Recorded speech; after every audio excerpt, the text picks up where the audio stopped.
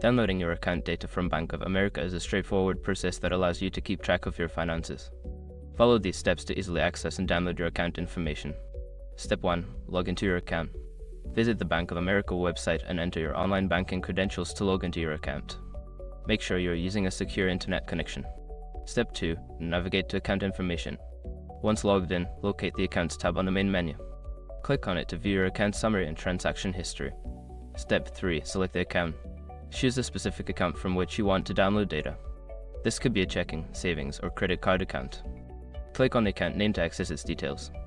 Step 4. Access download option. Look for an option labeled Download or Export within the account details page.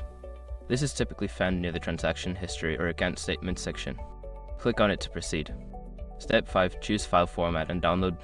Select your preferred file format for the download, such as CSV, PDF, or Excel.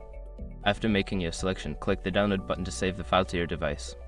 By following these steps, you can easily download your account data from Bank of America for your records or financial planning.